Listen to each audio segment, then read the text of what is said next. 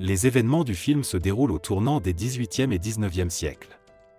La narration de l'histoire elle-même se fait au nom d'un bossu du cirque, et cet homme n'a jamais eu d'autre nom.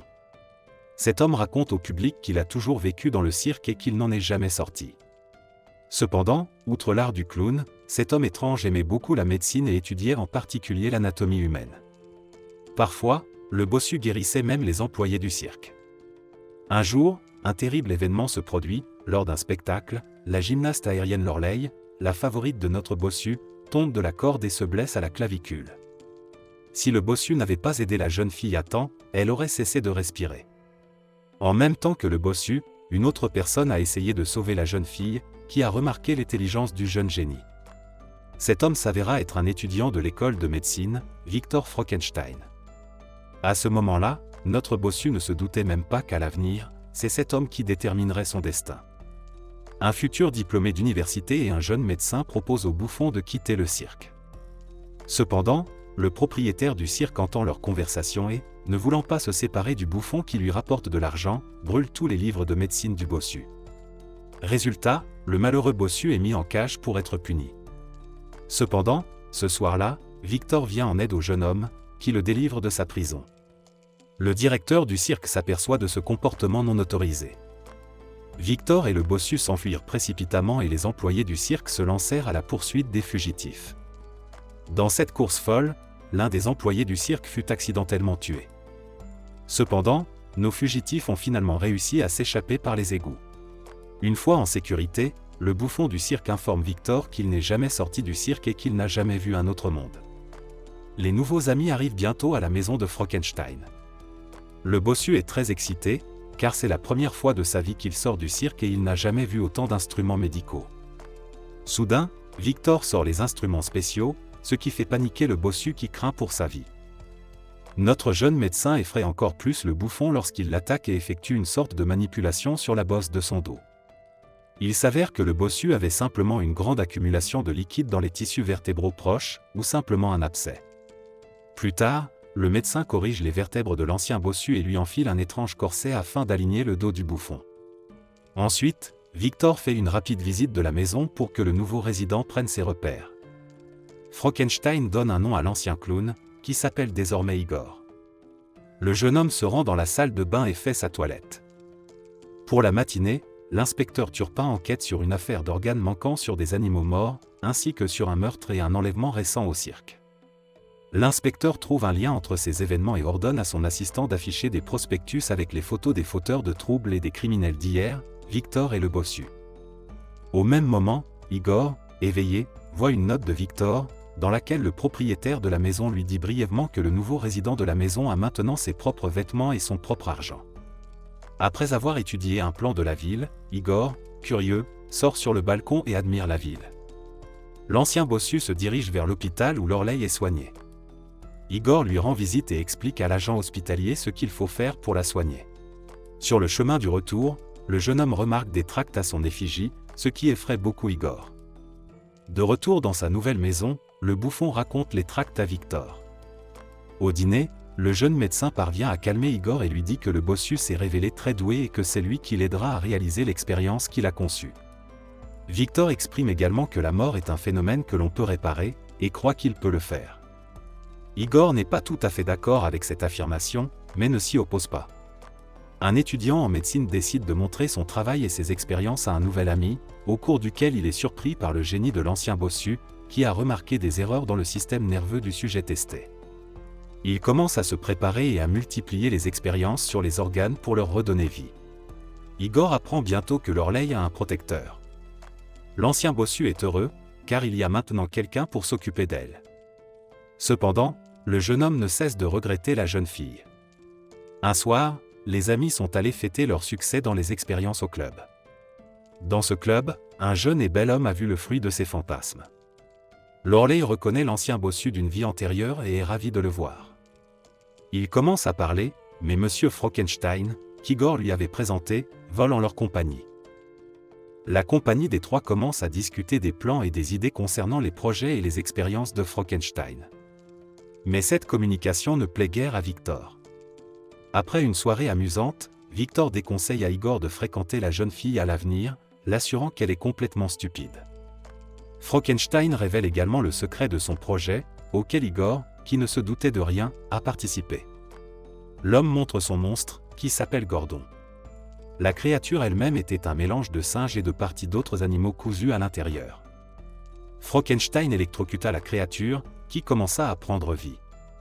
Après cela, Victor propose à son ami de l'accompagner à l'école de médecine pour la présentation du spécimen animal créé. Les deux génies deviennent alors partenaires. Le lendemain matin, une démonstration du monstre est organisée dans un établissement d'enseignement où Lorelei s'est également rendue, à la demande d'Igor. Cependant, de nombreuses personnes présentes à cette présentation sont effrayées par cette expérience, car elles pensent qu'il ne s'agit que d'un tas de viande pourrie inutile. Tout le monde s'en va, car nos scientifiques ont beau s'acharner, la créature reste immobile. Cependant, en laissant entrer une énorme charge de courant, la créature s'est réveillée et a commencé à détruire l'auditorium de l'université, attaquant au passage Lorelei. L'expérience a finalement échoué, mais elle a impressionné le riche Fingan. L'homme propose aux expérimentateurs de coopérer et d'être sponsorisés en échange de la création d'un nouveau monstre. Victor accepte immédiatement, mais Igor n'est pas très enthousiaste à cette idée. Il en résulte un malentendu entre les deux amis, et Victor hurle sur Igor. Parallèlement, l'inspecteur poursuit son enquête et se rend sur les lieux de l'incident au collège. Plus tard, l'inspecteur se rend également dans la maison de Frankenstein et découvre qu'Igor était peut-être auparavant bossu. Turpin menace d'obtenir un mandat de perquisition pour la maison de Victor. Cependant, comme nous l'apprendrons plus tard, les supérieurs de l'inspecteur ne délivrent pas de mandat de perquisition, estimant que les arguments de Turpin sont complètement absurdes. Peu après, Igor rencontre Lorelei, qui tente de raisonner l'homme en lui expliquant que les yeux de la créature de l'université étaient complètement vides et ne contenaient aucune vie. La jeune fille tente de convaincre Igor qu'il faut mettre fin à toutes ces expériences. Mais Igor reste fidèle à son ami Victor. Quelque temps plus tard, un père en colère vient à la maison de Frankenstein et dit à son fils que ses théories et ses expériences sont infructueuses et qu'elles échouent. Le père fait également remarquer qu'il a été très contrarié par la nouvelle de l'expulsion de son fils de l'université. Victor tente de prouver la justesse de ses théories et avance l'idée que ces expériences sont très importantes et qu'elles peuvent conduire à de nouvelles découvertes scientifiques. Cependant, ces justifications ne font qu'énerver encore plus le père, qui gifle son fils sous l'effet de la colère. Victor est très contrarié par cette visite, mais il essaie de ne pas montrer sa douleur à Igor. Cependant, l'ancien bouffon a vu la querelle familiale, mais a fait comme si elle n'avait pas eu lieu. Les amis poursuivent leurs recherches et Igor trouve de bonnes idées pour réussir à créer un monstre. Les amis travaillent ensemble pour concevoir une nouvelle maquette de leur projet, directement sur le sol du bureau. Bientôt, un bal est organisé, et Victor autorise Igor à s'y rendre avec Lorelei, où les amoureux ont une liaison amoureuse. Le matin, en rentrant chez lui, notre héros voit des policiers pénétrer dans la maison de Frankenstein. Ayant pénétré dans la maison par un passage secret, Igor persuade son ami de s'échapper. C'est alors que l'inspecteur Turpin fait irruption dans le laboratoire et qu'une bagarre s'engage entre eux, au cours de laquelle le mécanisme mâche la main de l'inspecteur. C'est grâce à cet incident que nos scientifiques ont pu s'échapper. Nos expérimentateurs arrivent chez Fingan et l'homme leur propose de quitter le pays pour l'Écosse, dans sa propriété, afin de poursuivre le développement et l'expérimentation. En entendant cette proposition, Igor déclare qu'il n'ira nulle part, car il pense que c'est une mauvaise idée. Frankenstein, frustré, s'en va donc seul. Et le commanditaire des expériences décide de noyer Igor, estimant qu'il est déjà devenu un lest.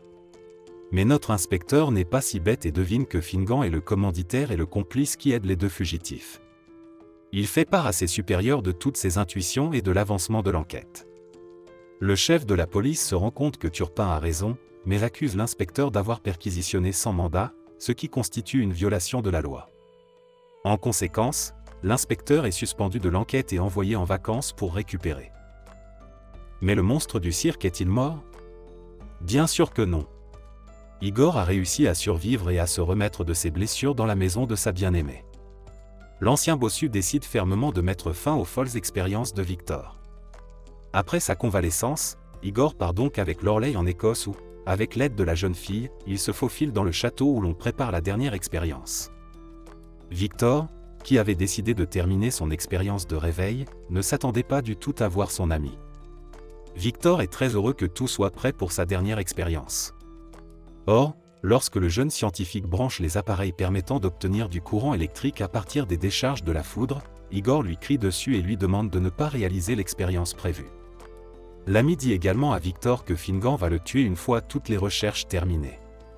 Cependant, la foudre s'abat sur le château et Frankenstein ne veut pas reculer, étant à 2 doigts de la finale. Finalement, l'expérience réussit, mais les conséquences sont tristes. La créature infernale s'est réveillée et a commencé à détruire tout ce qui l'entourait. De nombreux ouvriers et Fingan moururent à cause de la créature. L'inspecteur, qui était venu au château pour arrêter Victor, mourut également. La créature est extrêmement dangereuse et sa force réside dans le fait que cette créature, qui ressemble beaucoup à un être humain, possède 2 paires de poumons et 2 cœurs. Les amis avaient désormais une tâche commune, neutraliser le monstre à tout prix. Au terme d'un très long combat, nos héros y sont parvenus. D'un puissant coup de main, Igor perd connaissance.